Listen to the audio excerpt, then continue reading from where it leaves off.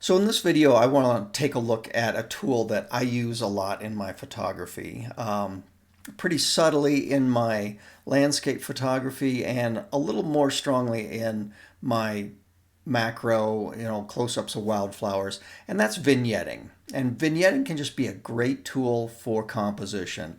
It really helps to keep the viewer's eye centered in the frame and really can help you highlight what your main subject, your main focal point is in the image. And again, I like to use it in a more subtle way when I use it in my landscape photography. But I'm going to show you some examples here and different ways you can apply vignetting, and hopefully this will help you to experiment with it in your own photography. So let's jump on over here to Lightroom and I'll show you what I mean. Okay, so in this first image, this is a flower image that I took in on a trip in Utah this past spring. And I really love, I got a nice low camera angle. The greenery is really soft focus. These blades of grass create this nice framing of the flower, and it just came out really cool. It was just a fun shot.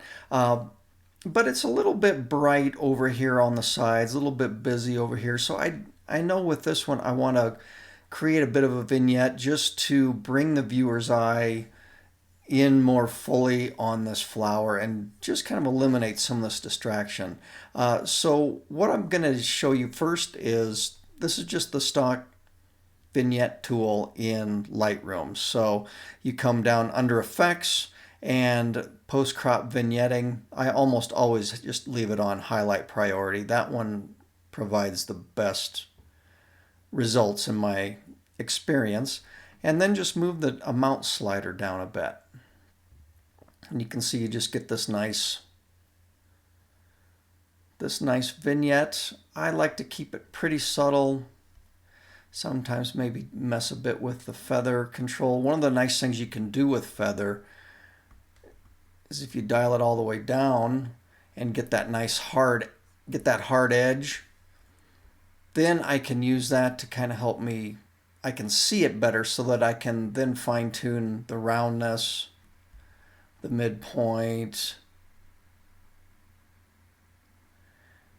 and now get those where I want them, and I can dial the feather back up so it softens up those edges and something like that. So you can see this is where I started and that's the end point. So it's just a nice subtle vignette, and I use the stock Lightroom vignette tool, on occasion, on images like this where it works well, it can be fine, but it also, you can see with it, it lacks some fine-tuning ability. So let me show you another way that has, for me, a whole lot more control and provides me just a lot more different types of controls as well. Okay, so here is another flower image. Now this one, obviously, the one on the bottom right here is my main subject, and everything else is nicely out of focus. But this flower back here, the bright yellow center, tends to draw my eye a bit more than I would like. And I just like to darken this area around this main flower down a bit more. Similar to what I did with the other image, but in this one I'm going to use the masking tool. So come up under this little round icon here, the drop down menu of the different types of masks. I'm going to pick the radial gradient, click and drag to draw my circle. Then I can click and drag on the center, move it into place. And these outer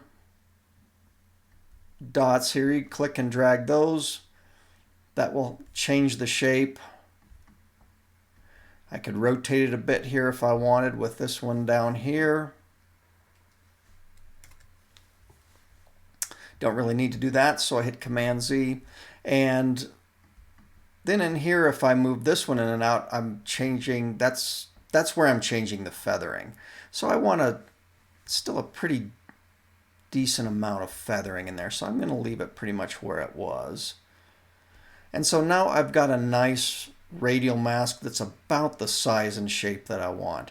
But unfortunately, of course, if I start making adjustments here, I'm going to be affecting the flower. I want to affect this area around the flower instead. So what I want to do is come up here under my mask, click on these three dots, and invert mask.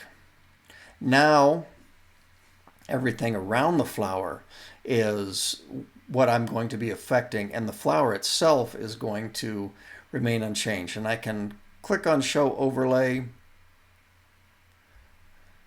to show and hide that.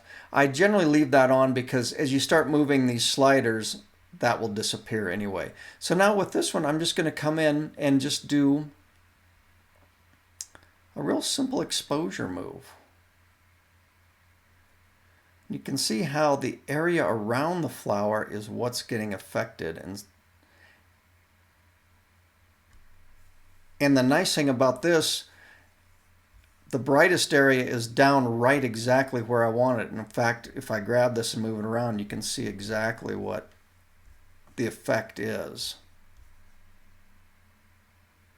So that's why I like doing vignetting with this tool. It's just much more interactive and visual. You can just really see what you're getting.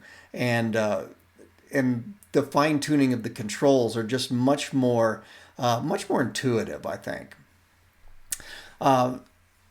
So this is a nice little effect as well here. So here's where I started.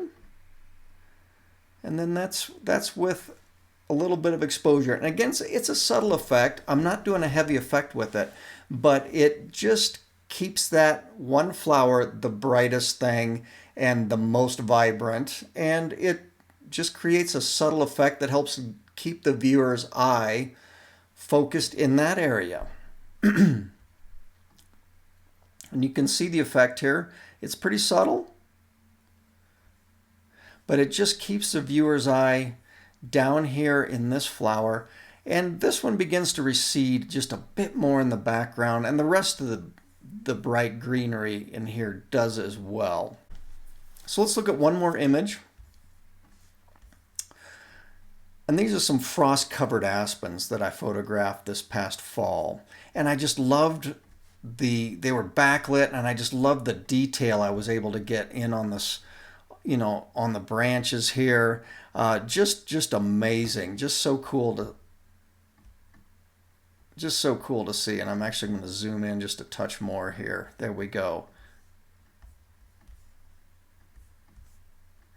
And it's just so much fun. So that's really what I was photographing that for. But unfortunately, all the ones around this tree also, are just so busy and so full of detail that your eye really doesn't know where to go in this image. And I want to keep the viewer's eye on kind of the central tree or trees right in here. So I'm going to use that same radial gradient again. This time I'm going to draw it much more as a long skinny oval. So to get it more of the shape of the trees that I want, and adjust it here a bit, kind of move it into place. I think that'll be pretty good. So now I'm going to come back under my mask again. I'm going to invert that mask. So now this time, instead of going straight for the exposure slider, I think I'm going to go for the whites. So now watch as I dial down the whites on that outer area.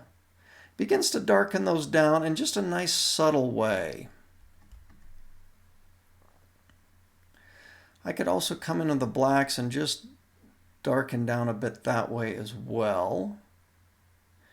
See, I'm just getting this really nice subtle effect. So let's go back and forth. This is where I started, and that's where I'm at now. So really keeping the eye much more in here, which is part of what I want.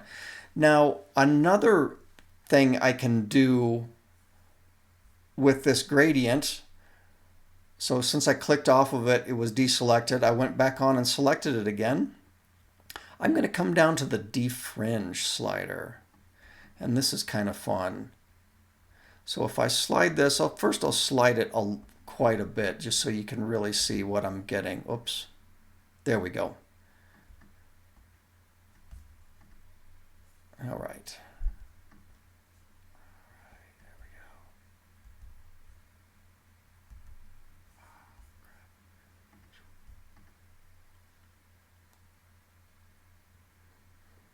So you can see I'm really getting a nice darkening effect there.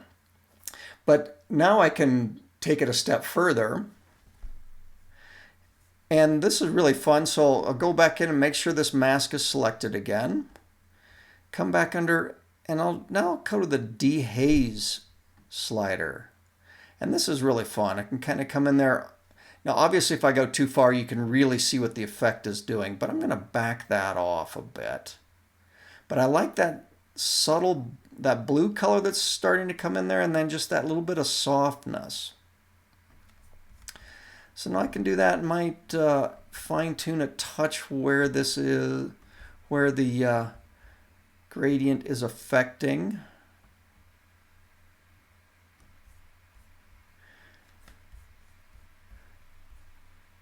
So now you can see, okay, here's where I started.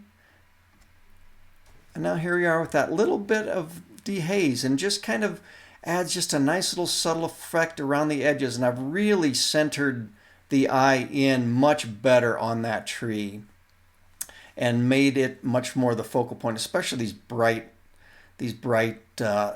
limbs down here, you know, that are just really showing up with that frost. So that's yet another way that you can play with some of the controls with the radial gradient to take a vignette even just a step further. And obviously there's way more things it could do with that, but that gives you some ideas of the types of things you can use Vignette for. And I hope that gives you ideas for things you want to try on your own images. So give it a try. Definitely let me know what you think. Let me know what you'd like to hear more about. Leave me a comment down in the comments field. Like and subscribe, and I hope to see you around again soon. If you're interested in learning more about photography, be sure to head on over to my website, caseychinphotography.com, and look under the Workshops tab. I've got links for online workshops, intermediate and advanced workshops, in-person workshops, and also a workshop interest questionnaire. Let me know what you're interested in learning more about. And when you enroll in one of my workshops, you'll also have access to my Facebook group, Casey Chin Photography Workshops. This Facebook group is designed for participants in my workshops. It's a place where you can share your images, get feedback from myself and others, and build community with other people who are passionate about and interested in photography.